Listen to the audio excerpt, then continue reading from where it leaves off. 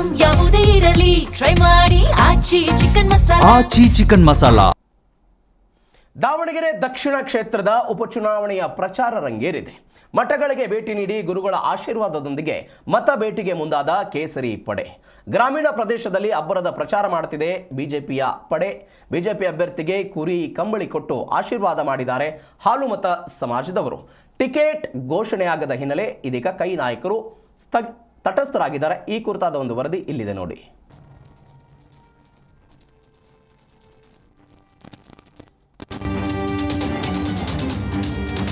ದಾವಣಗೆರೆ ದಕ್ಷಿಣ ವಿಧಾನಸಭಾ ಕ್ಷೇತ್ರದಲ್ಲಿ ಚುನಾವಣಾ ಪ್ರಚಾರ ರಂಗೇರಿದೆ. ಬಿಜೆಪಿ ಅಧಿಕೃತ ಅಭ್ಯರ್ಥಿ ಎಂದು ಘೋಷಣೆಯಾದ ಹಿನ್ನೆಲೆ ನಾಮಪತ್ರ ಸಲ್ಲಿಸಿರುವ ಶ್ರೀನಿವಾಸ ದಾಸ ಕರಿಯಪ್ಪ ಪ್ರಚಾರದ ಅಖಾಡಕ್ಕೆ ಇಳಿದಿದ್ದಾರೆ. ಮೊದಲು ಮಠಗಳಿಗೆ ಭೇಟಿ ನೀಡಿ ಸ್ವಾಮೀಜಿಗಳ ಆಶೀರ್ವಾದ ಪಡೆದು ಪ್ರಚಾರ ಕಾರ್ಯ ಆರಂಭಿಸಿದ್ದಾರೆ. ಹರಿಹರ ತಾಲೂಕಿನ ವಾಲ್ಮೀಕಿ, ವೀರಶೈವ ಪಂಚಮಸಾಲಿ, ಕನಕ ಗುರುಪೀಠ, ವಿರಕ್ತ ಸೇರಿದಂತೆ ಹಲವು ಮಠಾಧೀಶರನ್ನ ಭೇಟಿ ಮಾಡಿದ ಬಿಜೆಪಿ ಅಭ್ಯರ್ಥಿ ಆಶೀರ್ವಾದ ಪಡೆದಿದ್ದಾರೆ. ನಿಮ್ಮ ಶ್ರೀರಕ್ಷೆ ನನ್ನ ಮೇಲಿರಲಿ ಅಂತ ಪಕ್ಷದ ಮುಖಂಡರೊಂದಿಗೆ ಪ್ರಚಾರ ಆರಂಭಿಸಿದ್ರು.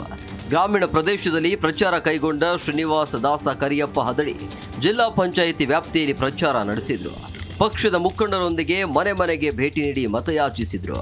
ಈ ಬಾರಿ ಬಿಜೆಪಿಗೆ ಬೆಂಬಲಿಸಿ ಹೆಚ್ಚು ಮತಗಳಿಂದ ನನ್ನನ್ನು ಆಯ್ಕೆ ಮಾಡಬೇಕು ಅಂತ ಮನವಿ ಮಾಡಿತು. ಹದಡಿ ಗ್ರಾಮದ ಭೇಟಿ ವೇಳೆ ಹಾಲುಮತ ಸಮಾಜದವರು ಶ್ರೀನಿವಾಸ ದಾಸ ಕರಿಯಪ್ಪಗೆ ಕುರಿ ಕಂಬಳಿ ಗಿಫ್ಟ್ ನೀಡಿ ಆಶೀರ್ವಾದ ಮಾಡಿದ್ದು ವಿಶೇಷವಾಗಿತ್ತು.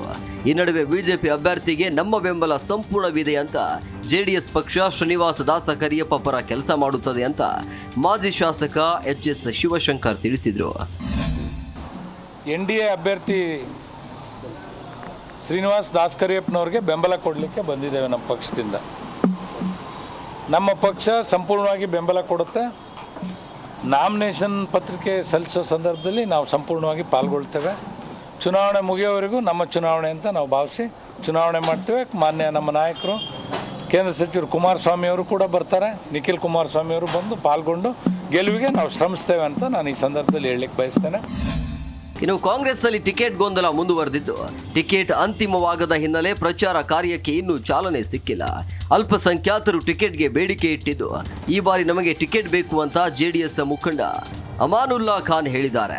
ಸರ್ವರಿಗೂ ಸಮಪಾಲು, ಸಾಮಾಜಿಕ ನ್ಯಾಯ ಸಿಗಲಿ ಅಂತ ಹೇಳಿದ್ರು.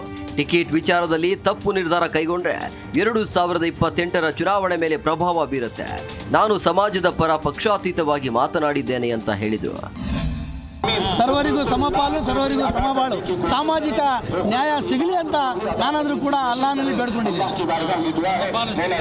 ಸಿಗುವ ನಿರೀಕ್ಷೆ ಇದೆ ಸಂಪೂರ್ಣವಾಗಿ.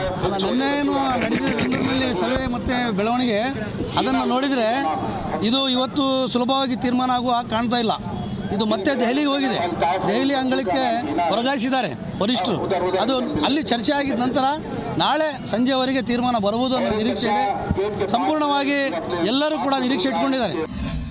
ಈಗಾಗಲೇ ಸಾಂಕೇತಿಕವಾಗಿ ನಾಮಪತ್ರ ಸಲ್ಲಿಸಿರುವ ಕಾಂಗ್ರೆಸ್ನ ಸಮರ್ಥ್ ಹಾಗೂ ಸಾದಿಕ್ ಪೈಲ್ವಾನ್ ಪ್ರಚಾರಕ್ಕೆ ಹೋಗದೆ ತಟಸ್ಥವಾಗಿದ್ದಾರೆ. ಪಕ್ಷದ ನಾಯಕರು ಟಿಕೆಟ್ ಬಗ್ಗೆ ಇನ್ನೂ ಯಾವುದೇ ನಿರ್ಧಾರ ಕೈಗೊಳ್ಳದ ಕಾರಣ ಪ್ರಚಾರಕ್ಕೆ ಮುಂದಾಗಿಲ್ಲ.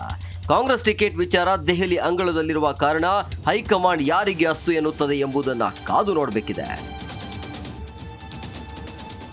ಕಲ್ಲೇಶ್, ಜಿ ಕನ್ನಡ ನ್ಯೂಸ್, ದಾವಣಗೆರೆ.